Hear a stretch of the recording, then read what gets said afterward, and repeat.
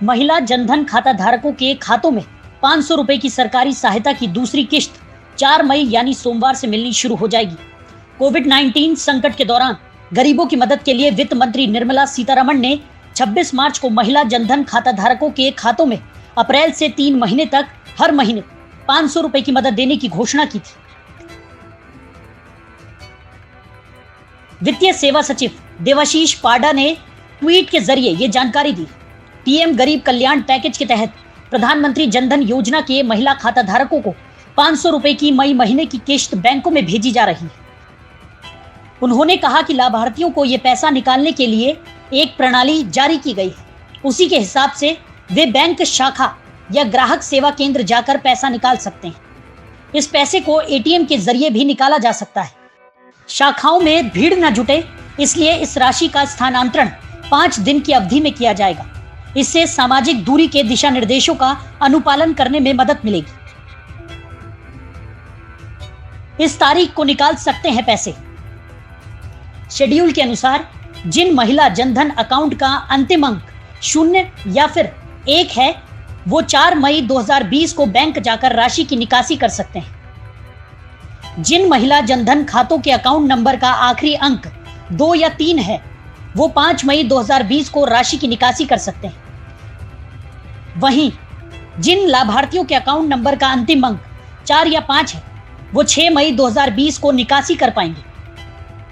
जिन लाभार्थियों के account number का अंतिम अंक 6 या 7 है, वो 8 मई 2020 को पैसे निकाल सकते हैं।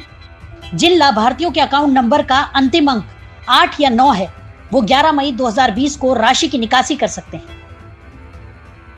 11 मई के बाद भी लाभार्थी किसी भी कार्यकारी दिन अपनी सुविधा अनुसार बैंक से रुपयों की निकासी कर सकते हैं। केंद्र सरकार ने 3 मई को खत्म होने वाले लॉकडाउन को 2 सप्ताह के लिए 17 मई तक बढ़ा दिया है। इसके साथ ही स्वास्थ्य मंत्रालय ने जिलों को रेड, ऑरेंज और ग्रीन जोन में बांटते हुए कुछ जगहों पर आर्थिक गतिविधियों के लिए छूट दे दी है। रेड जोन में लॉकडाउन पहले की तरह ही जारी रहेगा, वहीं ऑरेंज जोन में थोड़ी बहुत छूट मिलेगी। ग्रीन जोन में सामान्य जनजीवन और कारोबारी गतिविधियों को बहाल किया जा सकता है, लेकिन सवाल यह उठ रहे हैं कि यातायात सुविधा नहीं होने के कारण लोग अपने काम तक कैसे पहुंचेंगे। सरकार ने 17 मई तक लॉकडाउन बढ़ाने के साथ ग्रीन जोन में पहले की तुलना में मिलने वाली छूट को बढ़ा दिया है। लॉकडाउन के बाद भी मास्क और सोशल डिस्टेंसिंग लोगों के जीवन का हिस्सा बन सकते हैं। 3 मई के बाद ग्रीन जोन्स में आने वाले जिलों में फैक्ट्रियों, दुकानों, छोटे मोटे उद्योगों समेत अन्य सेवाओं को भी शर्तों के साथ पूरी तरह खोलने की अनुमति दे दी गई है। इसके हिसाब से देखा जाए तो करीब 40% आर्थिक गतिविधियां शुरू होने का अनुमान लगाया जा रहा है। 4 मई के बाद जिन आर्थिक गतिविधियों की छूट दी गई है, उसमें ईंट भट्टों और कुछ फैक्ट्रियों को खोलने की अनुमति शामिल है। देश में कुल 739 जिलों में से जिन 307 जिलों को ग्रीन जोन में रखा गया है, उन जिलों में लॉकडाउन में काफी छूट देने का ऐलान किया गया है। इन जिलों में 3 मई के बाद छोटे मोटे उद्योगों को कुछ शर्तों के साथ खोलने की अनुमति दी गई है, लेकिन पब्लिक ट्रांसपोर्ट यानी बस, मेट्रो रेल ये सभी सेवाएं बंद रहेंगी।